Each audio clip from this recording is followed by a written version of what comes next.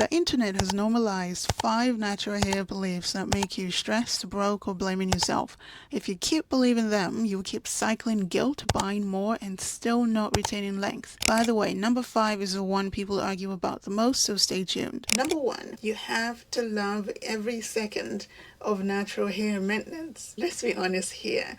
Wash day isn't always peaceful, isn't always relaxing. Sometimes your back hurts, sometimes you're on that time of the month, and sometimes your arms are sore, sometimes you're detangling with a baby crying in the background, or your toddler running in and out asking you the same question 17 times. That's okay. That's fine. Loving your hair doesn't always mean loving every single minute detail of the day-to-day maintenance. Loving your hair means loving the outcome enough to show up for your hair even when it is inconvenient. Not neglecting your hair even when it feels like a chore. That right there, that's commitment, if you ask me. That's real love, not some internet fantasy. Number 2 thing that the internet has brainwashed us into thinking are true but aren't is protective styles grow your hair or guarantee growth. If protective styles worked that well, we would all have hair sweeping the floor. Protective styles can help, but only if they are installed correctly, maintained well, and removed gently with care. Too tight,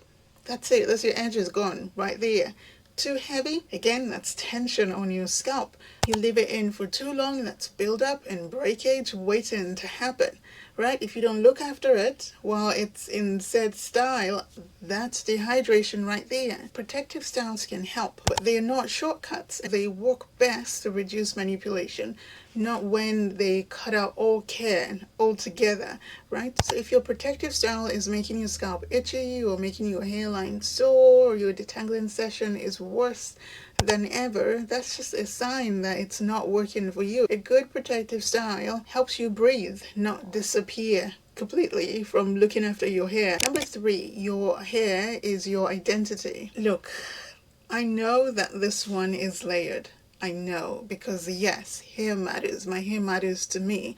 It holds meaning, it holds history, it is a huge part of my life. When I was relaxed, now that I'm natural, I love my hair. But it is not all that you are. It is not. You are not your twist out. You are not your baby hairs. You are not your wash and go. You are not the shrinkage of your curl or your curl pattern.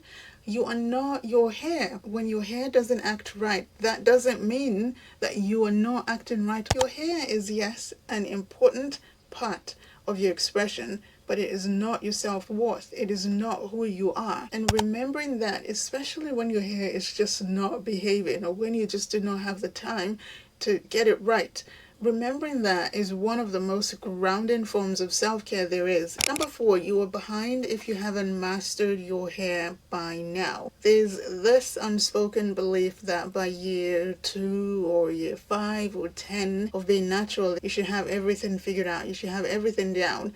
A routine that doesn't fail, products that, work for you consistently, results that always pop, all the things. But natural hair doesn't work like that. Hormones shift, stress spikes.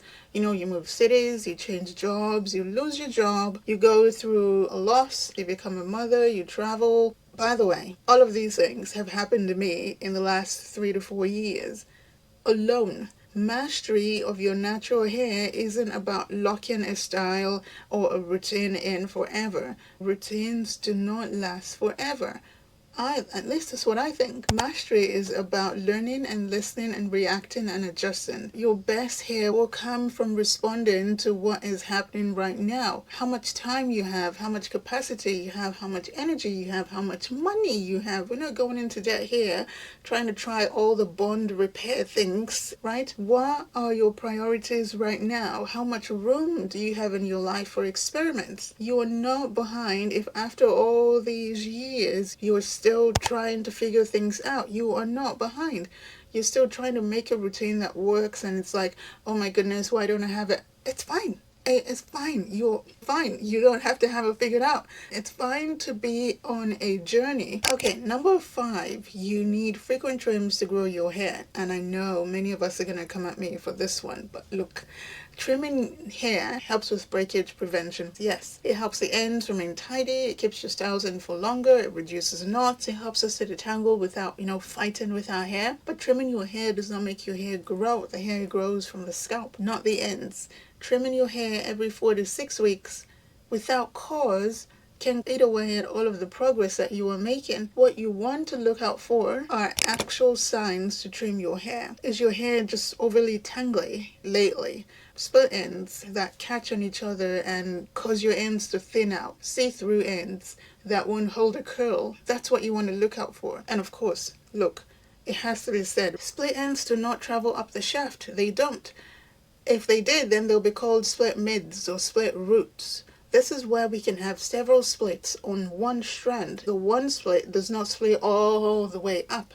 It splits a little, it flicks off, and then that end tapers. I'm not saying that split ends are good. I'm just saying split ends do not unravel and, travel up the shaft like they make us believe that they do. That said, split ends, yes, weakens the hair strand. They fray, they chip away, and they leave tapered ends. So we want to trim when our hair tells us that we need a trim, not because it's been 4 weeks since we last did it, or since someone said we should trim our hair.